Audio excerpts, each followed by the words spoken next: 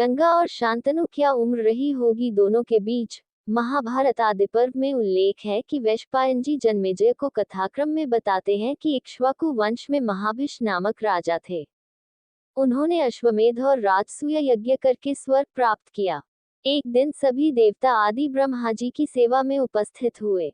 वायु ने श्री गंगा जी के वस्त्र को उनके शरीर से खिसका दिया। तब सबों ने आंखें नीची कर ली, किंतु महाभिष उन्हें देखते रहे।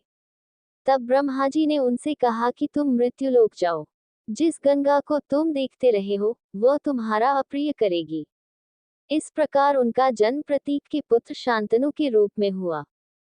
प्रतापी राजा प्रतीप के बाद उनके पुत्र शांतनु हस्तिनापुर के राजा हुए।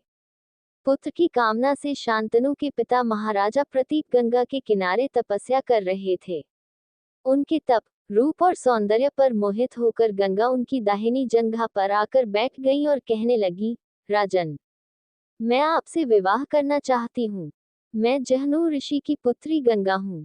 इस पर राजा प्रतीप ने कहा, गंगे, तुम मेरी दाहिनी जंघा पर बैठी हो, जबकि पत्नी को तो वामांगी होना चाहिए। दाहिनी जंघा तो पुत्र का प्रतीक है, अतः मैं तुम्हें अपने पुत्रवधू के रूप में स्वीकार कर सकता हूँ।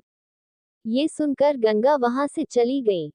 जब महाराज प्रतीप को पुत्र की प्राप्ति हुई तो उन्होंने उसका नाम शांतनु रखा और इसी शांतनु से गंगा का विवाह हुआ।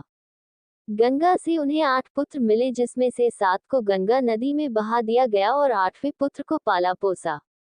उनके 8वें पुत्र का नाम देवव्रत था। ये देवव्रत ही आगे चलकर भीष्म कहलाया।